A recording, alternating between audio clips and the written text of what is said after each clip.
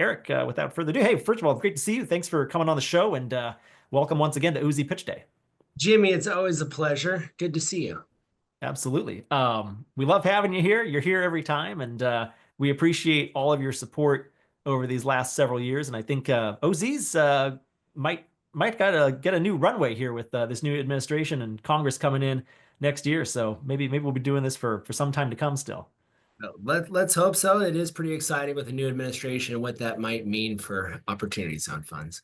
Absolutely. Well, without further ado, please dive in and All hear about right. Urban Catalyst Fund 2.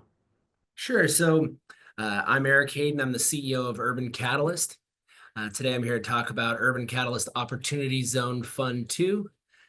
This fund is structured a lot like a traditional real estate equity fund. We're focused on doing ground up development projects in downtown San Jose, California.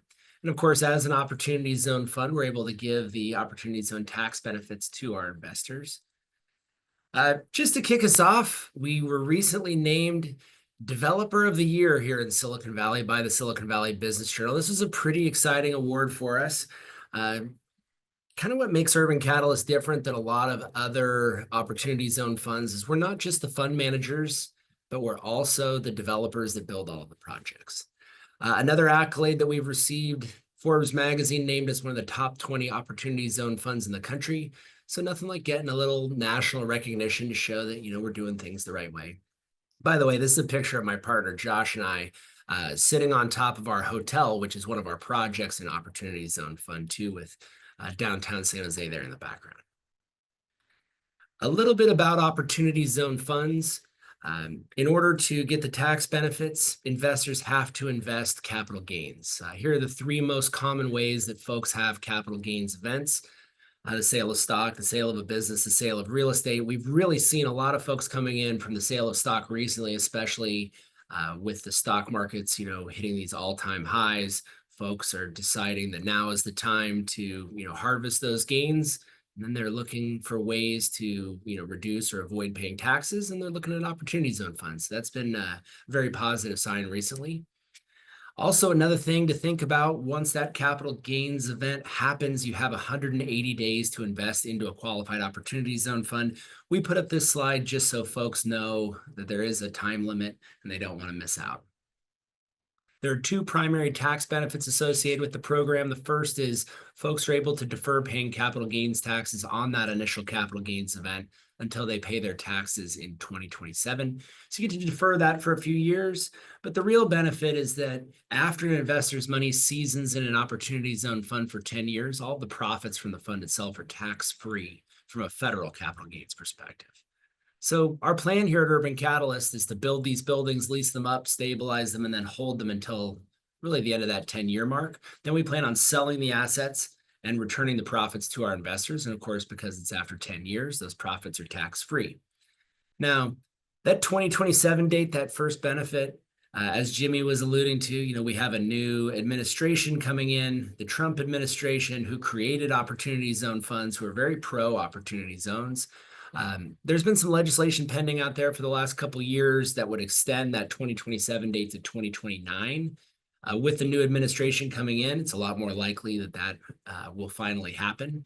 We're all watching with bated breath because it'd be a great benefit for all of our existing investors and all of our investors moving forward. Just taking a step back, here are the opportunity zones throughout the Bay Area. You can see them here in green.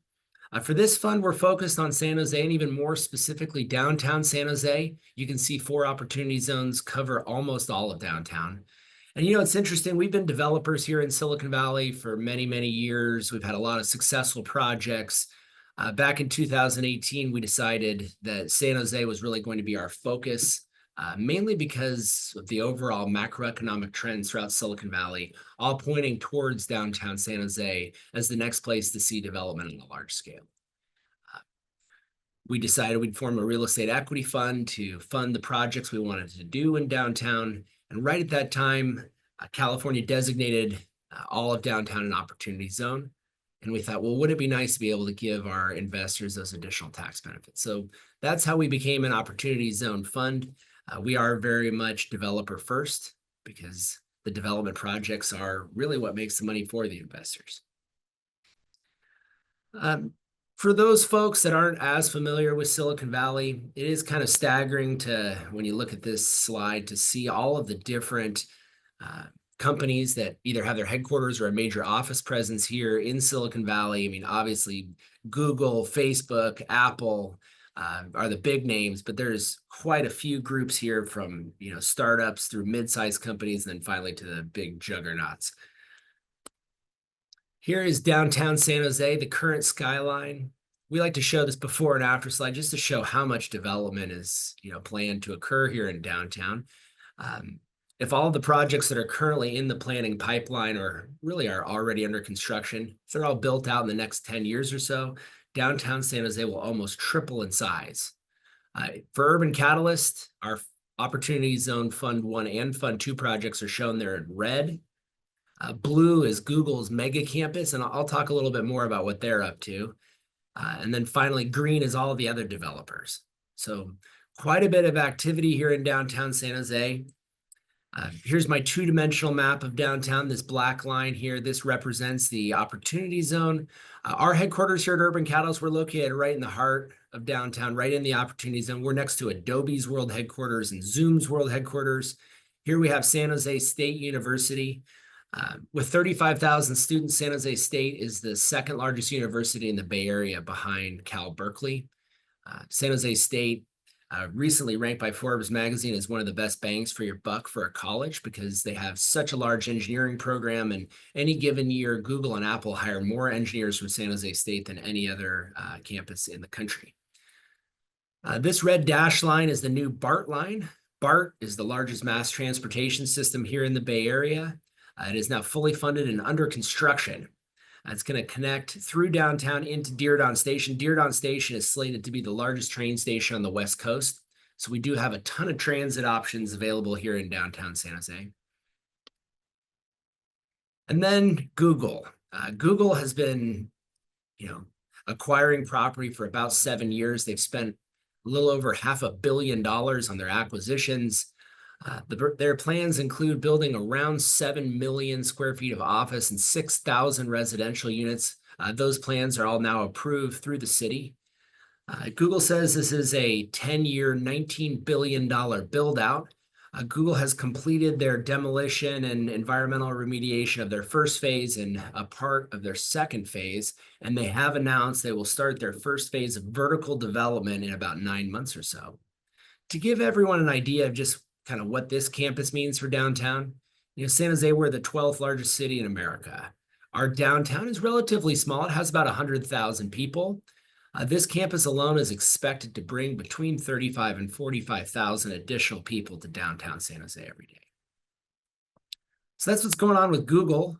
We've also seen other developers flood into downtown, over the last 5 years or so.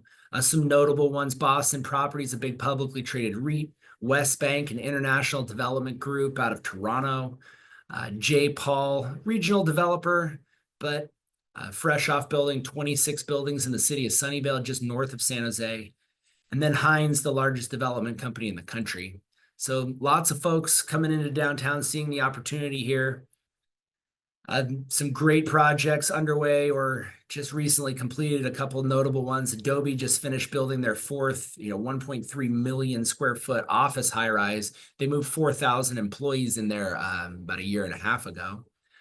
J. Paul just finished this 1 million square foot high rise. It's currently vacant, but rumor is Netflix is going to take a part of it. Of course, it's just a rumor, but rumors sometimes come true. A notable one, Miro Towers. This project is 630 residential units. It's an apartment building. The good news for this project is it leased up at 30 units per month, which is faster than the 20 to 25 units a month we typically put into our pro forma models. And it has the highest rents in all of downtown. Here in Opportunity Zone Fund 2, we have 2 projects right across the street from this 2 apartment projects. So it's always nice having your best comparable right across the street. So, here at Urban Catalyst, we saw this wave of development coming, and our whole plan was to acquire properties to get in on the ground floor, really before they were scooped up by all the other developers and big tech companies. And Really, that's exactly what we did with the acquisition of our Fund 1 and Fund 2 projects. Fund 2, you can see in orange. So we have two projects right here. These are our two multifamily projects. That project Miro, I was talking about, our best comparable, located right next door right here. Here is City Hall. So we're right across the street from City Hall. We're right on Santa Clara Street, really one of the main drags of the Central Business District. And because we're right next to that future BART station, we're really the epitome of transit-oriented development. Then over here next to Google, we have two projects. This is our hotel project, and this is our senior living project. These are both about 500 yards away from Google's first phase of their campus. I'm a big fan of developing right on this street. I've built around 800 units throughout my career, apartment units on this street, so I'm very familiar with it. We have, between our Fund 1 and Fund 2, 3 projects on the street, but nice to have Fund 2 have those two projects right there. We think it's a fantastic location. Here are what the projects look like in Fund 2. We have 4 assets, and as Jimmy mentioned, the goal of this fund was to have a diversified portfolio of asset classes. We were able to do that by having a hotel project, a senior living project, and 2 multifamily projects. The fund is very heavily weighted towards multifamily, but that's because the demand for multifamily here in Silicon Valley is so strong. We wanted to have a lot of multifamily in this portfolio. I'm going to talk about each project individually. Our first project, the Keystone Hotel. This is a Marriott TownePlace Suites. So we have a franchise agreement with Marriott. They haven't built a project like this ever in downtown San Jose. So this will be the first extended stay product in all of downtown. Extended stay, what that means is our guests typically stay for 15 nights, and every room has its own kitchen. The main demand drivers for this building are the SAP Center, which is where the San Jose Sharks play hockey. It's the second most used arena in the country behind Madison Square Garden.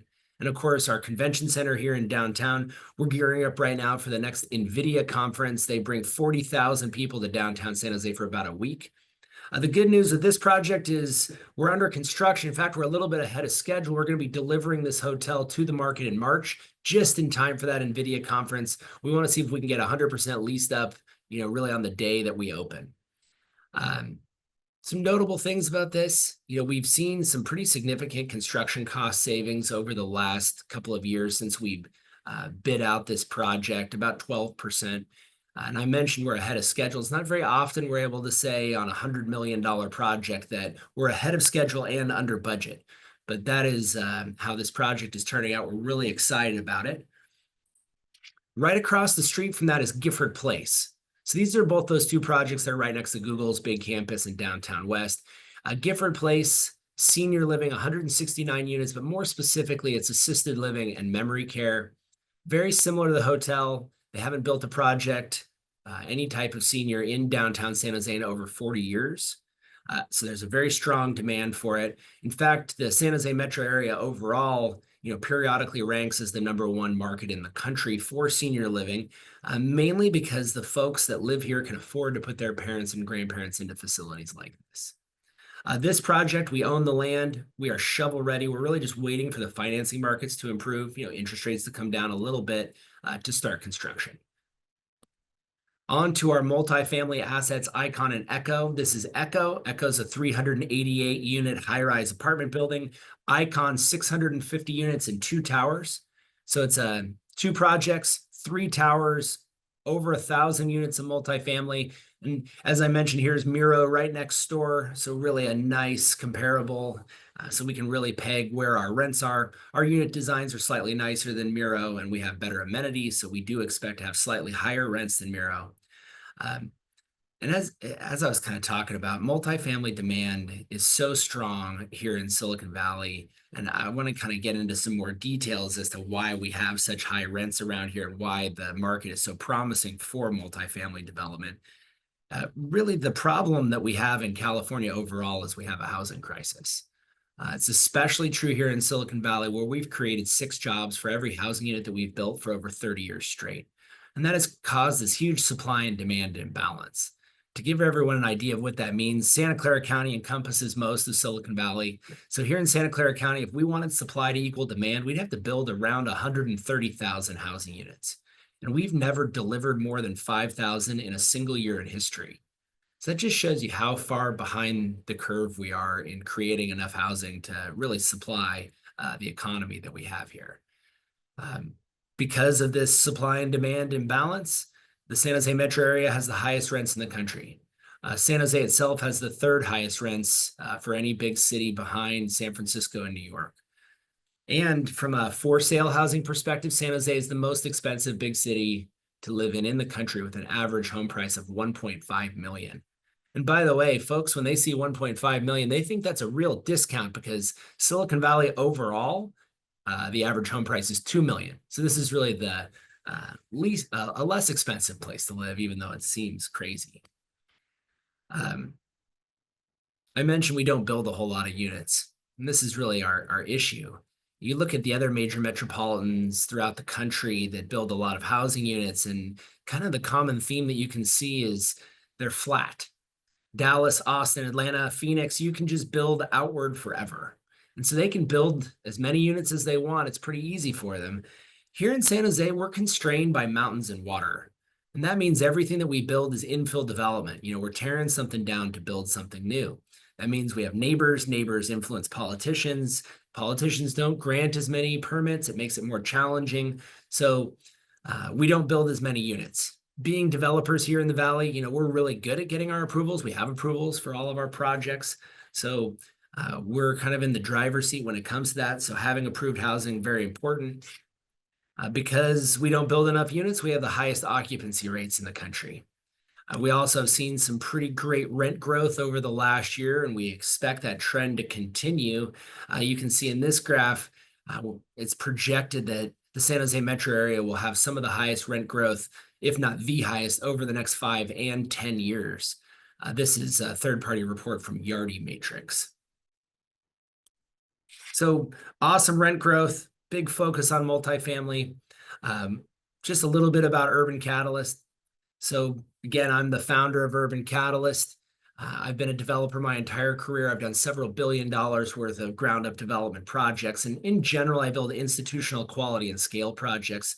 And really what that means is I'm building these large income producing buildings with a typical exit strategy of selling to a publicly traded REIT or a large institutional investment group.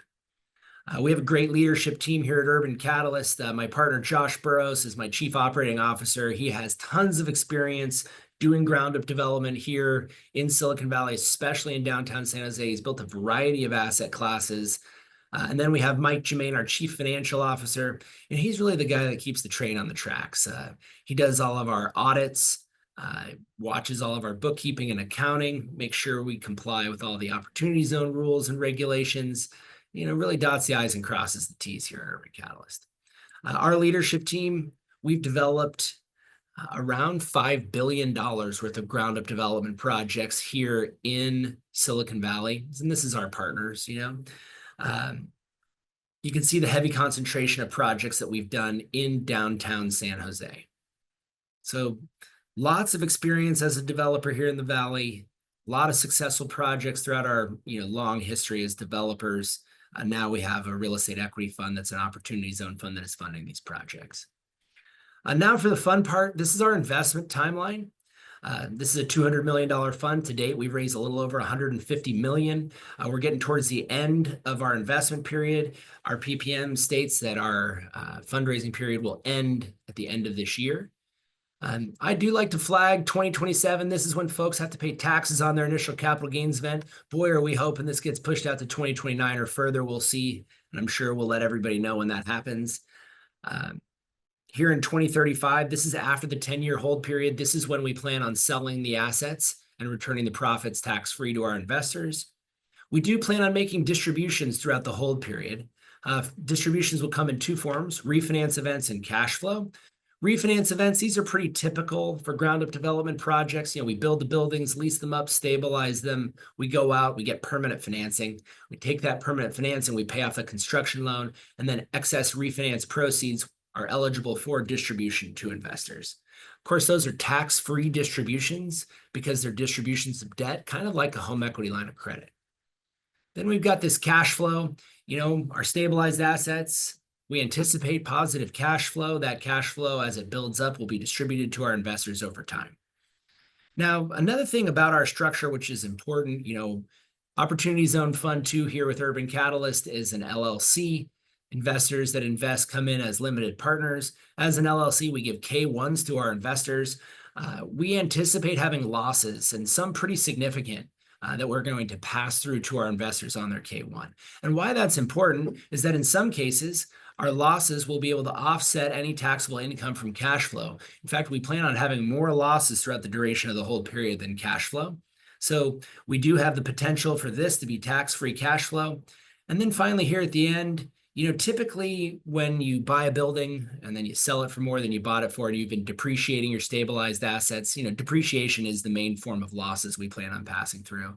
And everybody that owns real estate pretty much depreciates their assets on their tax returns every year.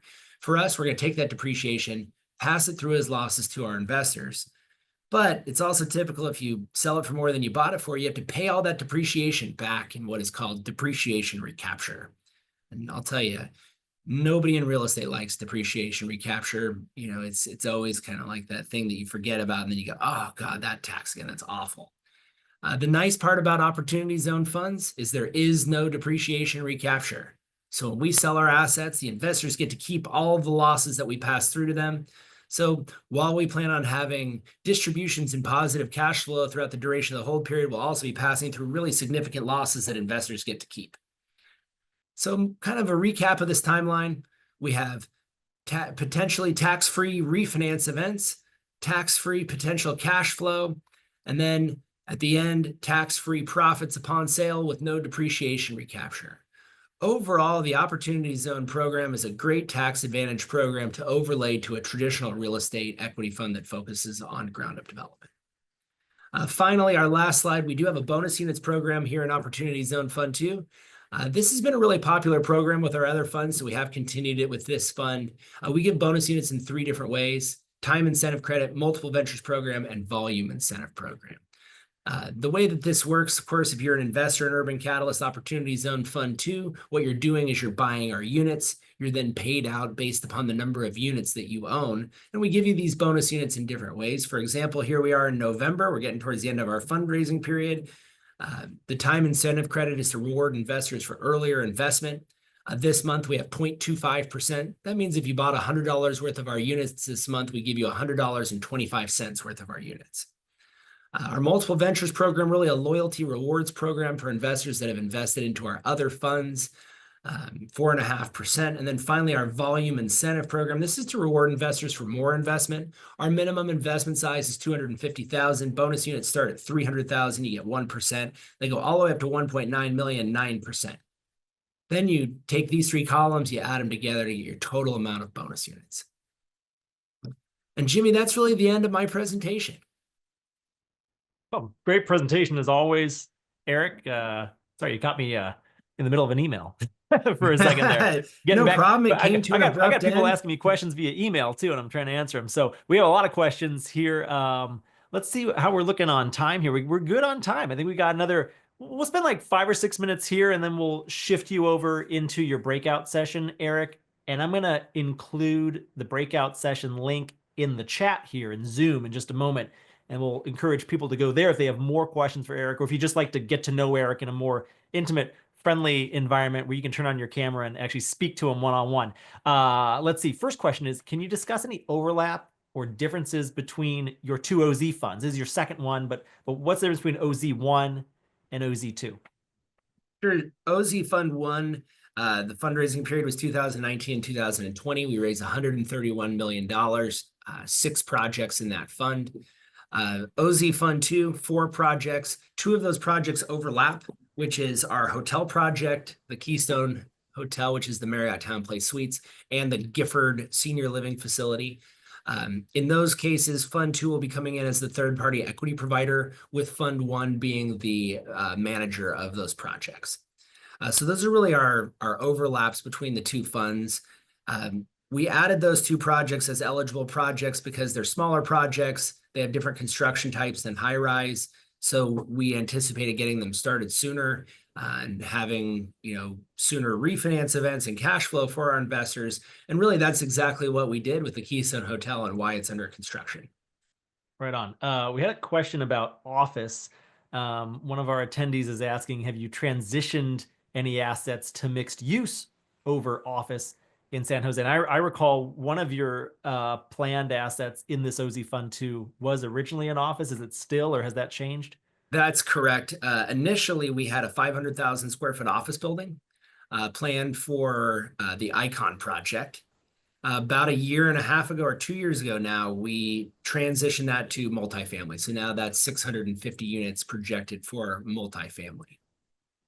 Okay, question here from our friend Brad Malotsky. He says, neat project, Eric. Curious if you and the team have looked at 45L federal tax program. It's additive to the OZ and can provide up to a $5,000 per unit for energy efficiency, which are all but code in California where you are. Around 5K times 600 units is $3 million in free equity. Is that anything that your team is I'm on? sure my team is looking at it, but I'm going to double check because I want 3 million towards my project, just like Sounds anybody pretty else. nice, huh?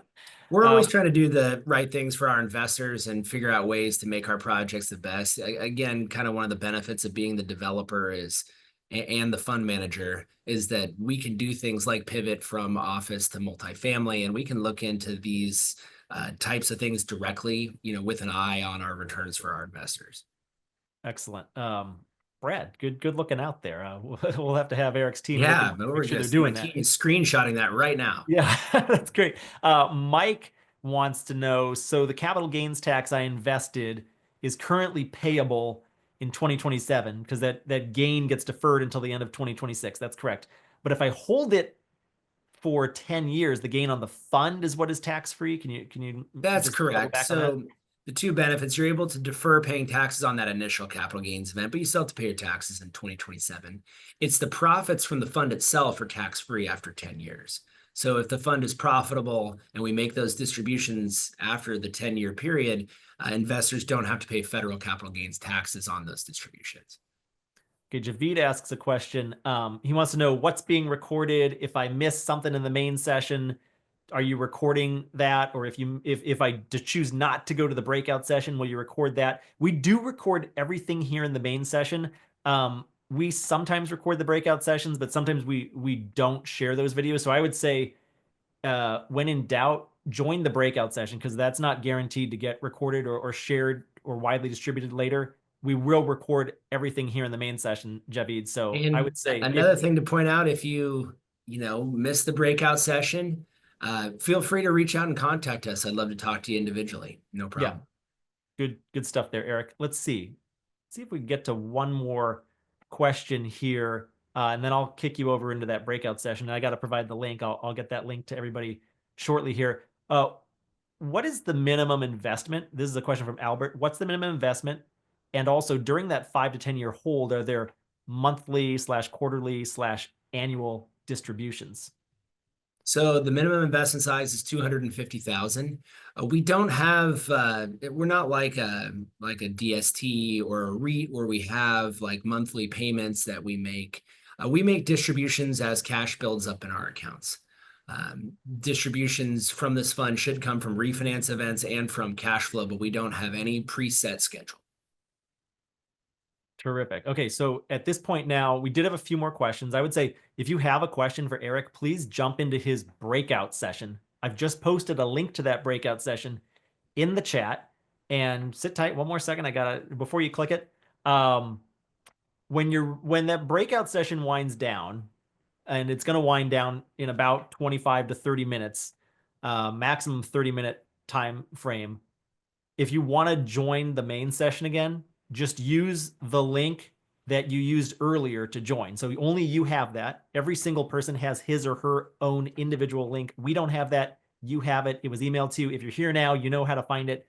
Just click that link to come back when the breakout session has concluded. Here in the main session, we're going to continue with our Ask the OZ Expert session with 3 of my favorite OZ attorneys. So Eric, thank you so much for partnering with OpportunityZones.com on yet another OZ Pitch Day. It's always great to hear from you and see the progress that you're making in San Jose in those opportunity zones. And hope to see you again in 2025. Thanks so much, Eric. Hey, thank you, Jimmy. Take care.